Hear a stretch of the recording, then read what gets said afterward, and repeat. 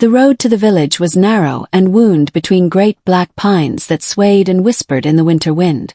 The snow fell in a steady, ceaseless drift, soft and quiet, and yet it seemed to swallow the world. I had been traveling for hours with nothing but the crunch of my boots and the muffled creak of the leather straps on my pack to remind me that I still moved through time. My destination was a place rarely spoken of outside the region, and when it was with the kind of caution one might give when speaking of a wound that never heals. They called it simply the White Village, though on maps it bore a name in an old tongue that I could neither pronounce nor remember. It was said that in the White Village, they did not bury their dead in the ground, but rather in the snow. The rumors were strange, and yet they intrigued me. Some claimed it was because the soil was too hard and rocky to dig. Others whispered that the ground was cursed and would not take the dead. I had read a few fragmented accounts in travelers' journals, entries made in hurried, fearful handwriting that suggested something far darker. But the truth, I suspected, was a blend of both practicality and superstition, and I was determined to learn it for myself. By the time I saw the first shadow of the village through the pale mist, my fingers were numb and my breath hung in a cloud that froze against my scarf. The houses were low and built of dark timber, their roofs heavy under the weight of snow. Smoke curled from chimneys in thin threads, vanishing into the gray-white sky. The air here was different, quieter, as though the snow itself was listening. At the edge of the village, an old man stood leaning on a crooked staff, his beard frosted white. His eyes were sharp, though the rest of his face was folded in the weary lines of age. When I approached, he looked me over with a gaze that lingered far too long on my face, as though searching for something he could not quite name. "You're not from here," he said, and it was not a question. "No," I admitted, pulling back my hood. "I've come to learn about your customs. About the white funeral." At those words, his eyes darkened, and a thin line of breath escaped his lips. He glanced over his shoulder toward the heart of the village before speaking again, his voice low. "It is not for outsiders to meddle in such things. Best you turn back." "I've traveled far," I said. "I only wish to witness it, nothing more." He studied me for a long moment, then nodded once, as though conceding to a thing he could not prevent. "Very well. But you must stay with me, and you must obey what I tell you. No questions during the rite. No movement toward the snowbank. And whatever you see, whatever you think you see, keep your hands at your sides." I agreed, though his strange warnings only deepened my curiosity. He led me into the village, where people moved slowly, their steps muffled in the snow. Faces turned toward me briefly, then away again, each expression a mask of indifference that I sensed was not quite genuine. The air smelled faintly of pine smoke and something colder, sharper, that I could not place. That night, I stayed in the old man's home, a small cabin that creaked under the winter wind. Over a supper of bread and dried meat, he told me that the funeral would be at dawn. The one to be buried was a young woman named Elara, taken by fever. She had no husband, no children, only a sister who would stand closest to her during the rite. I asked how the snow burial worked, but he only said, "You will see." Sleep came fitfully, filled with strange dreams of pale shapes moving beneath the drifts, their eyes open, their skin cold as frost. I awoke to the sound of a low horn echoing through the village, a sound so mournful it seemed to make the very walls shiver. The old man was already dressed and waiting at the door. "It's time," he said. Outside, the entire village had gathered in a long, solemn procession. At the front, 6 men carried a bier draped in white cloth. The shape beneath was still, though I thought I saw the faintest curve of a shoulder, the narrow line of a face. Snow fell thickly now, swirling in slow, lazy spirals, and the cold bit at my cheeks. We walked to the far edge of the village where the forest opened into a clearing. Here the snow lay deep and untouched, a vast white sheet stretching to the dark wall of pines beyond. In the center of this clearing was a mound of snow higher than a man's height, its surface smooth and glistening. The bearers set the bier down before the mound, and the white cloth was drawn back. Ilara lay there, her skin pale as the snow itself, her lips faintly blue. She wore a simple dress of grey wool. Her hair spread about her head like a dark halo. The sister knelt beside her, whispering words I could not hear. Then the villagers began to sing.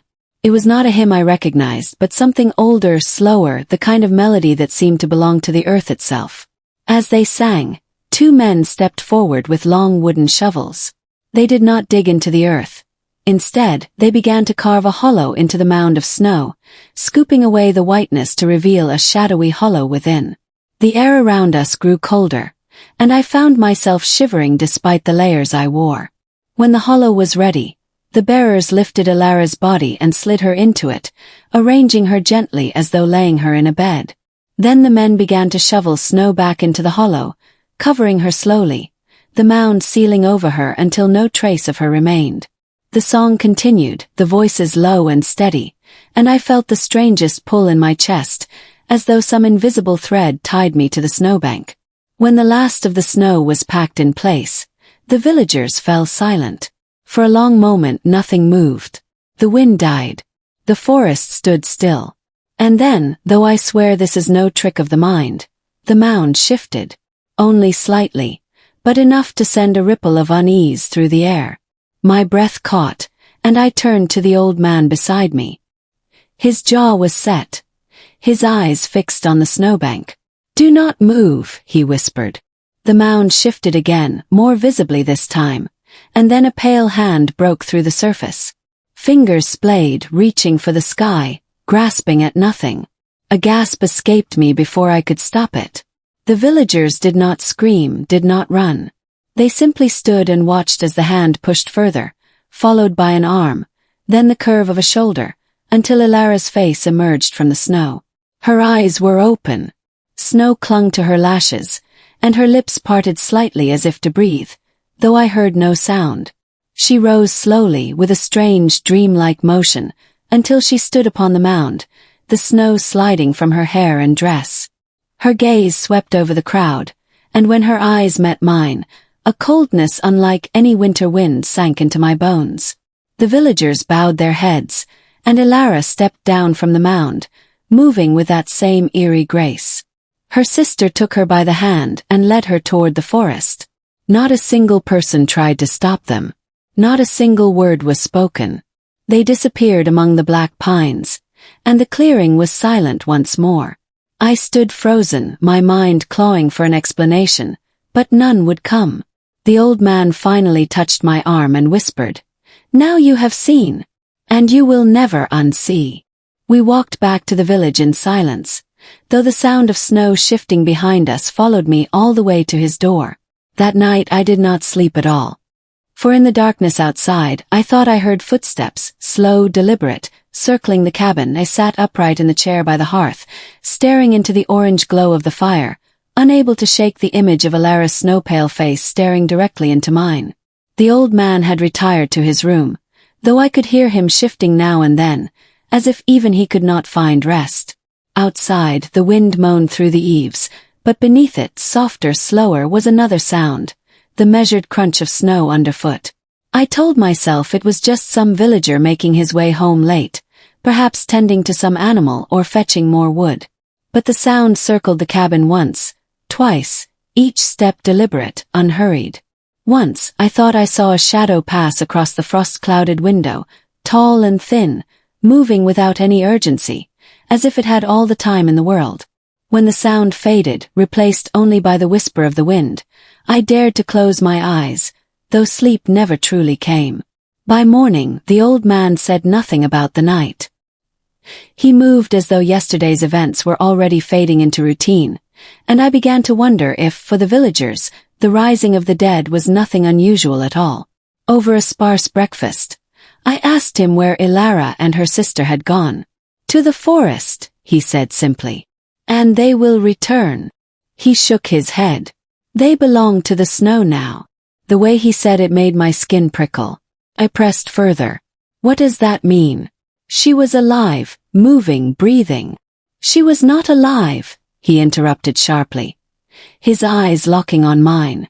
What walks after the white funeral is not the same as what was laid in the snow.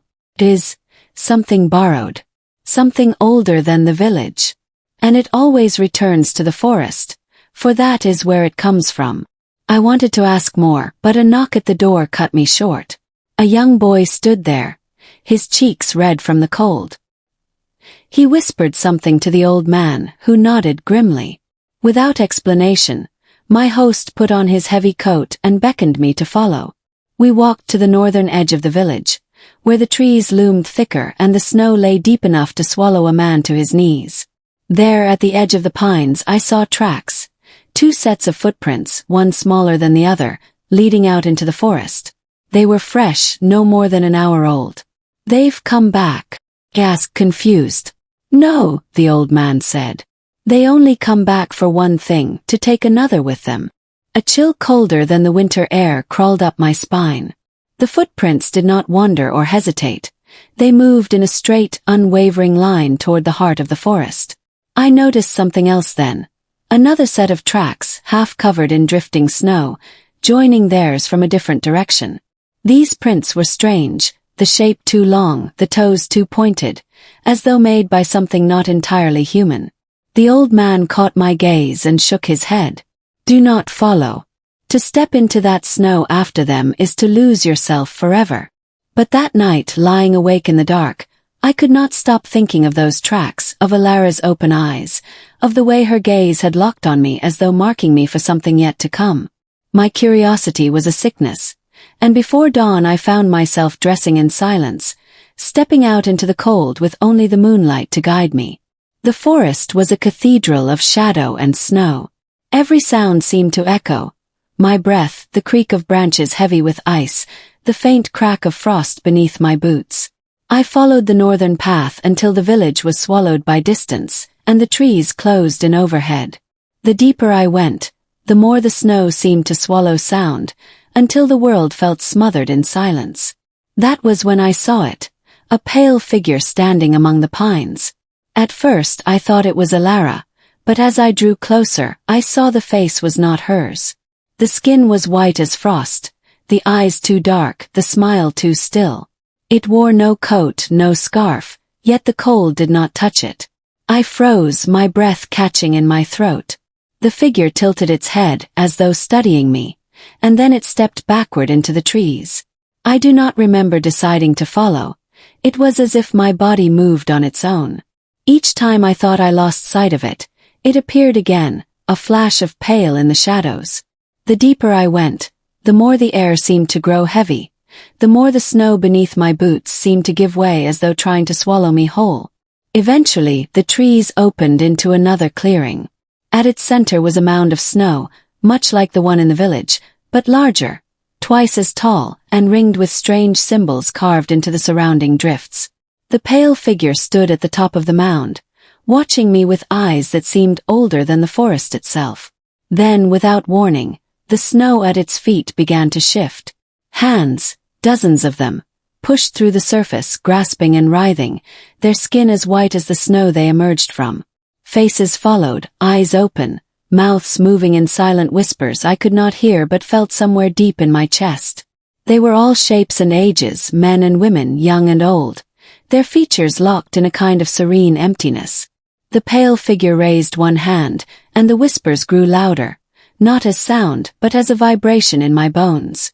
Could not move. My thoughts blurred at the edges, and the cold sank deeper into me until I could no longer tell where my skin ended and the snow began. Something shifted at my side, and I realized with a start that another figure had appeared, Alara.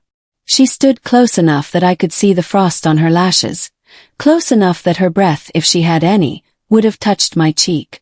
Her lips parted, and for the first time I heard a voice, not from her mouth, but from somewhere deep in my mind. "It's warm here," she whispered. "Come and see." Her hand reached for mine, and I felt the pull, not on my arm, but somewhere in my very being, as though she were drawing me out of myself. My vision dimmed at the edges, and for a moment I felt the strange, seductive peace of simply letting go. But then, somewhere far away, I heard the crack of a branch, the call of a human voice, sharp, urgent, calling my name. The sound sliced through the haze, and I jerked my hand back. Ilara's eyes narrowed, the cold within them turning sharp as knives. The pale figure atop the mound tilted its head again, and the sea of hands began to sink back into the snow. The clearing faded into shadow. The cold eased, and I was standing once more at the edge of the forest, the old man gripping my arm with a strength that belied his years. He said nothing as he led me back, but his hand did not loosen until we stood inside the safety of his cabin. Only when the door was shut did he speak. "They've marked you," he said simply. "And when the snow calls again, you will answer. No one who has seen the mound twice can resist forever." That night I sat awake, staring out at the white drifts beyond the window, listening for the sound of footsteps. The snow was falling again, soft and ceaseless, and somewhere out there beyond the pines, I knew Ilara was waiting. And in my heart, though I would never admit it aloud, a part of me already wanted to go to her.